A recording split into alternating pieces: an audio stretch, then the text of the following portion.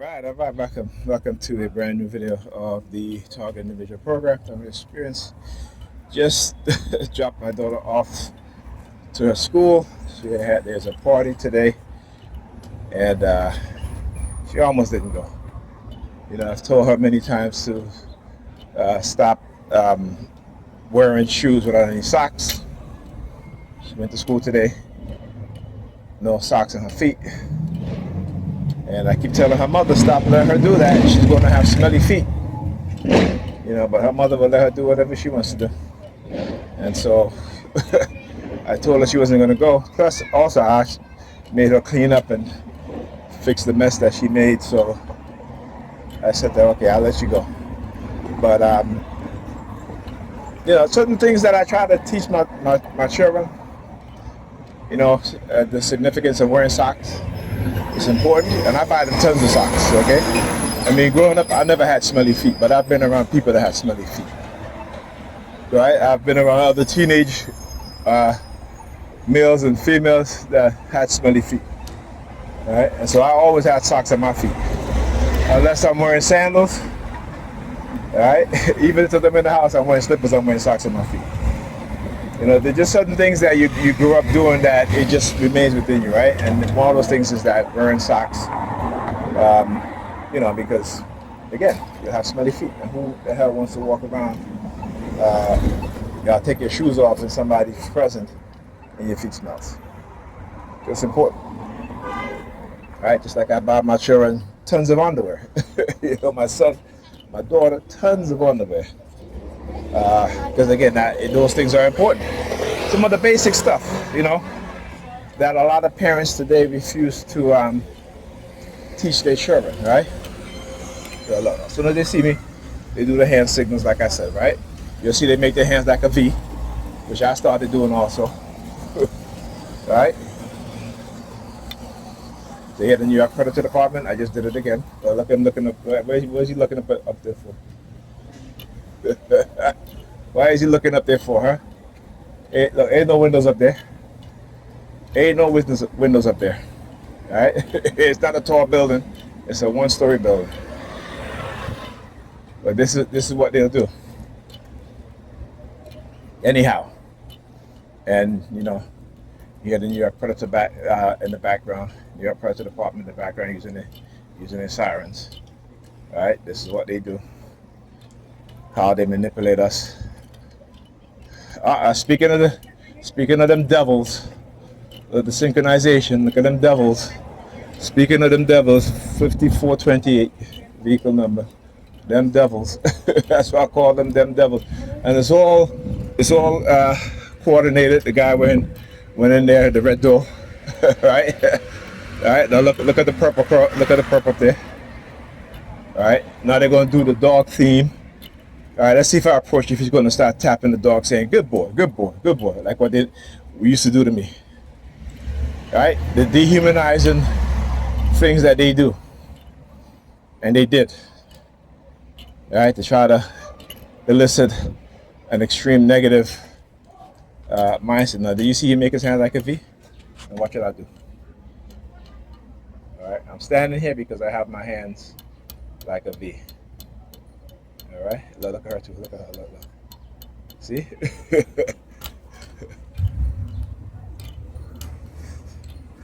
All right. Because they are crazy.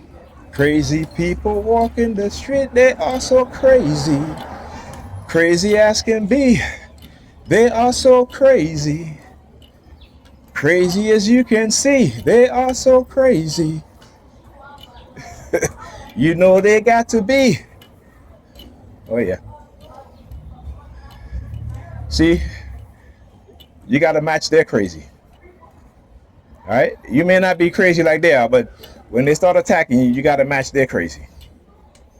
All right. That's the backward mindset of Negropeans and the white liberal racists who created these sort of programs, right, to manipulate black people specifically, particularly black men. Their war is against black men first and foremost. And they will use our women and weaponize them against us. That's not to say they have not weaponized us against our women also. But in 2025, I think black men have come into some sort of our consciousness much more than our women. Our women still delusional, but black men have come into much more consciousness, because we understand and we know that ultimately the war is against us, right? These groups of men who who have access to not only the money that we earn and spend, because we don't have the type of businesses that we need, right?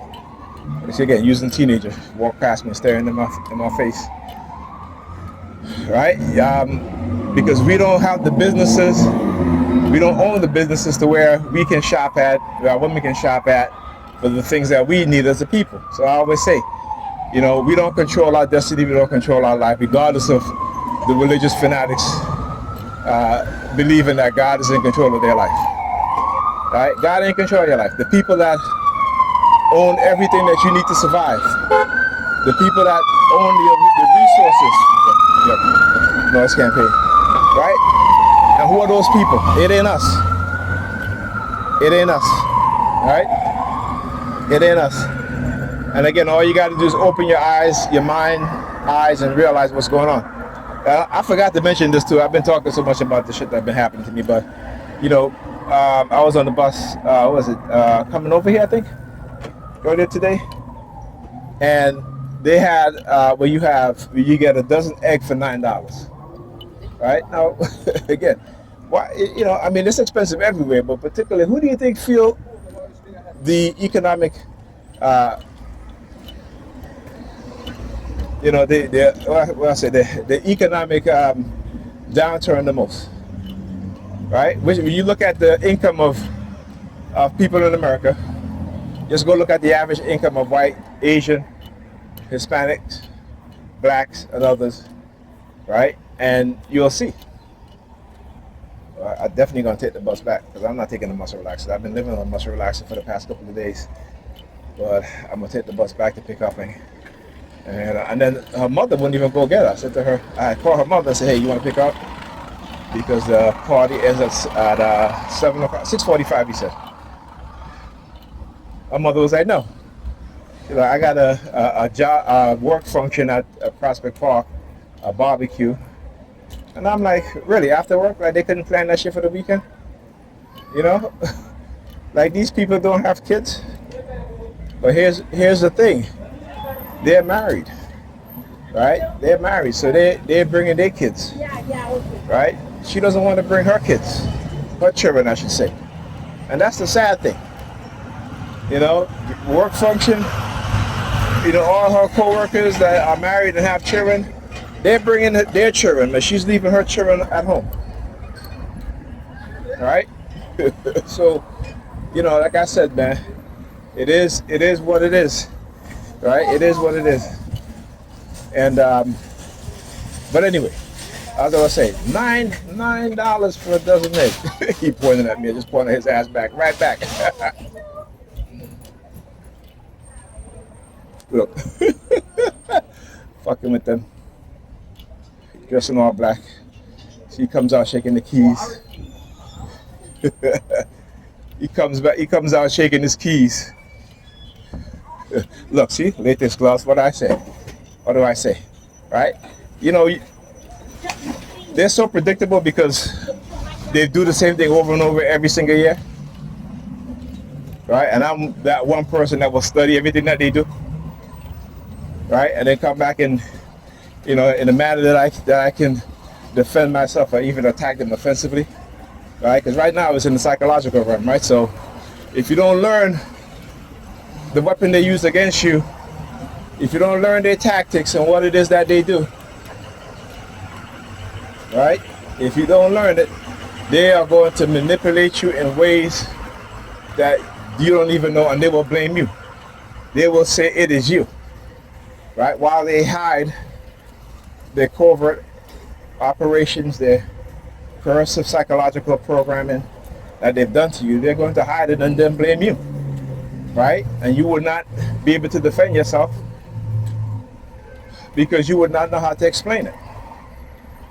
So this is why I do what I do. When I say my purpose is greater than theirs, It is because it is, right? Because they're about lie, manipulation, deception, trying to compromise our integrity, not only as men and women, but as black people, right? As black people. So they can say, you can't trust these black people. And they ain't going to put it nicely like I do. They're going to say, you can't trust these niggas. Okay? I want you to understand the mindset of white people, white psychology, and their psychopathic and pathological personality, right? When we talk about pathological liars, white people are the pathological liars. All right? And their history shows it. KL, what's it? KLW? KLW3332. Right? So like I said, they are pathological liars. They are the ones that will do things like this because they've done it to us since forever, right? You understand? And you look at the civil rights movement, quote to a pro. White liberals in New York City engage in what? Spying of the Muslim community, right? Or you just think it was only in Chicago or with the Black Panther movement? But no. Remember, right? Remember, where did Malcolm X get assassinated? All right. So we gotta always remember these things, and I know because we feel we got a job that we're secure. We're not secure, right? What did Trump just did? How many of federal workers he laid off, right? And remember too, the vast majority of federal workers are white. 70% of people who work within the federal government are white, right? But they will make it seem as if black people are numerous within the federal government, right? So when I talk about whites' psychopathy, their ability to lie, their ability to manipulate us. Sure. Yeah, these motherfuckers be choking, man. Thank you, bum ass motherfuckers. Yeah, they be choking, right? You hear the sirens in the background? See, when you confront them, you hear the sirens, right? Because the sirens are what? Are meant to try to manipulate me or to create this narrative that I'm some violent person. But anyhow, don't pay these people no mind. Anyhow, right? White people are the greatest liars on this planet, but then they put it on black people. I mean, think about this, right? These people have stolen so much from black people and keep us in poverty, keep us struggling, right? And then make us try to convince, and then actually they've convinced some people across the globe that we are the problem, while hiding the truth from us and from other people. And even when they have went into other nations and manipulated these people, right, and have raped, pillaged, oppressed, brutalized those people and their ancestors and their descendants, right, uphold whiteness, uphold the system of white supremacy, whether it be in the caste system, whether it be in the class system, right, whether it be in the hiring practices and firing practices, whether it be in the the education, right, whether it be in desecrating our ancestral burial grounds, right, hiding the fact and that black people were the founders of those civilizations, right? And so they have sought to erase our greatness, right? And now they have conditioned us to do what? Erase each other, right? Now they have conditioned us to believe that whiteness is greatness, and we pass that on to our children because black people like myself who speak the truth, right, who they are afraid of, right? And like I said, I just proved it, right? I just proved it. The people who are the haters will accuse those of us who speak the truth about their hate as haters. Farrakhan went through it. They still do it. Malcolm X went through it when they interviewed Malcolm X and they said, "Why do you preach hate?" Malcolm X said, "I don't preach hate. The people who will lynch our people, and because we report on these things, because we march and they say why black people are full of hate." Do you understand the psychopathic mindset of white people? I want you to understand that. But when you go and you look at their history, which we don't do, you begin to understand why. When you go and you look at particularly those who have British ancestry, French ancestry, and so forth, you begin to see and you learn that, during the what is called the removal act of, what is it, 15 something, I can't remember the exact name of it, in which the criminals in the jails, the mentally ill, the vagabonds on the streets, right, the poor white Europeans who are suffering from mental illness because of the condition in which the Catholic Church had them living in, right? And so they shipped them to the Americas and to Australia. When you begin to uncover these history, all right, then you begin to understand why they can do what they do, why they keep on pretending to be superior, why they hide their history, why they lie about their history, right? Why they co-opt our history and place themselves into our history. It's like the Arabs, right? It's like the Arabs claiming something that's not theirs simply because it belongs to black people, and because black people today are at the bottom of the social hierarchy in the world today, that we have been placed there to deny us our greatness, right? To deny us the truth, and for those to perpetuate their lie about white supremacy and how they're superior to us, when in fact they got everything from us, guys, and they took everything from us. Okay, and we can prove it.